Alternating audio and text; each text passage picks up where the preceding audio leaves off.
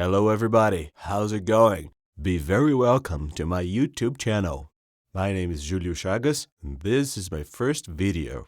Remember, subscribe and tap the bell to turn on notifications of all of our new videos. In this first case, I'm talking about Richard Cottingham, known as the Torso Killer. So, let's go to the video.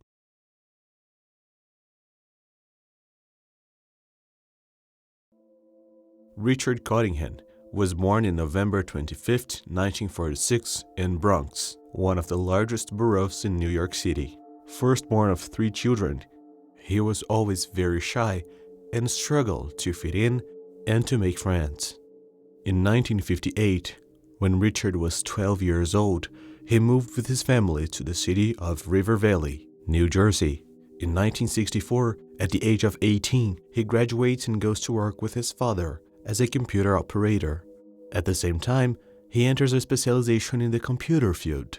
According to his co-workers, Richard was an exemplary employee and very appreciated in the company where he worked. In 1970, at the age of 24, Richard marries Janet in New York City. Together, they had 3 children. From a distance, Richard looked like a normal person and did everything a man his age would to have a peaceful and happy life. But in reality, he was a cold, cruel, and calculating killer. And the only thing he cared about was himself and fulfilling his desires. Richard was arrested several times for minor crimes at the same time as he carried out the murders. On October 3, 1969, he was charged and arrested for driving under the influence in the city of New York. He even spent 10 days in prison and paid a fine of $50. On August 21, 1972, he was arrested for shoplifting a store in the city of Paramus in the state of New Jersey. He even spent a week in prison and paid a fine of $60. The cops barely knew they had in their hands one of the biggest serial killers in the country, and not a simple troublemaker as they thought. The first murder of Richard that is known about was in 1967. His victim was Nancy Schiavone, a 29-year-old nurse, married and mother of 2. She was found in her car strangled and naked in Berg County, New Jersey. Nancy was missing for 3 days. According to her family members, she had left to go to a bingo with some friends from church. This murder was only confessed by Richard in the year of 2010, 43 years later. On December 16, 1977, police found the body of Marianne Carr, a 26-year-old radiologist who had been missing for a few days. She had been kidnapped by Richard at a parking lot and was then taken to a motel where he tied her up, tortured, and sexually assaulted her. Richard even ripped off her nipples, lacerated her feet, and then killed her by strangling. Then, he got rid of the body, leaving in a field near a residential area.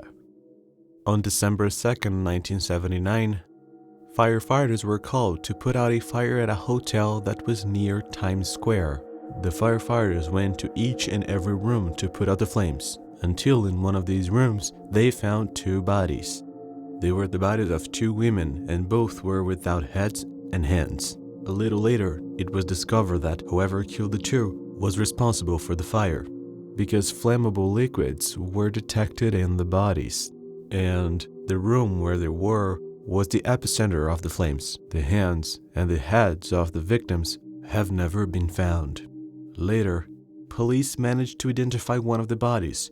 It belonged to Dee Goodarzi, a 22-year-old prostitute who had migrated from Kuwait along with her family at the age of 14. At 18, she ran away from home. The other body was never identified.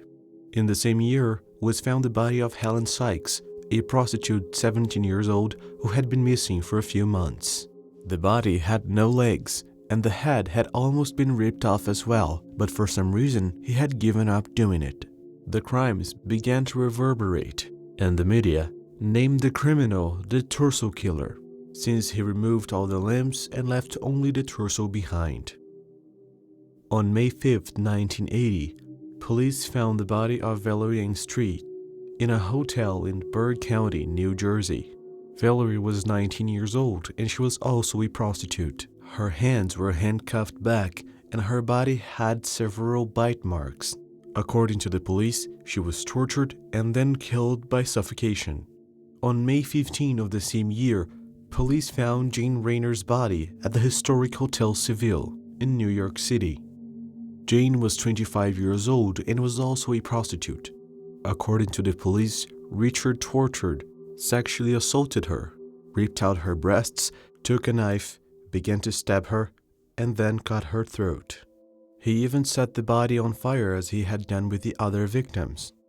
On May 22, 1980, Richard was finally arrested and his carnage ended. According to police officers, on the morning of the same day, Richard hired the services of a prostitute named Leslie Ann O'Dill, 18 years old. He took her to the same motel in Burke County, where he had killed Valerie Street 17 days earlier. In the bedroom, Richard put a knife in Leslie's neck. He handcuffed her and then caped her mouth with tape and started torturing her. Richard kept saying the whole time that she needed to accept that she was a prostitute, that the other girls had accepted it, and that she deserved to be punished. Leslie, somehow, managed to rip the tape out of her mouth, and then she started screaming desperately. Employees, who already were alert because of the murder that had happened in the same hotel 17 days earlier, called the police and ran to the bedroom to ask the two of them to get out. Richard ignored the staff, but as soon as he heard the sirens of the police cars coming, he opened the door and ran away. The officers managed to intercept him on time in the corridor of the hotel. He tried to run, but the cops caught him and had him arrested. The officers also went to the bedroom and released Leslie. Then they called her an ambulance. On the way to the police station, the cops thought Richard was just another crazy man taking out his frustrations on a prostitute, because that kind of occurrence was very common at that area. But when they got there, they saw that Richard's fingerprints matched the ones found on a handcuff at another crime scene.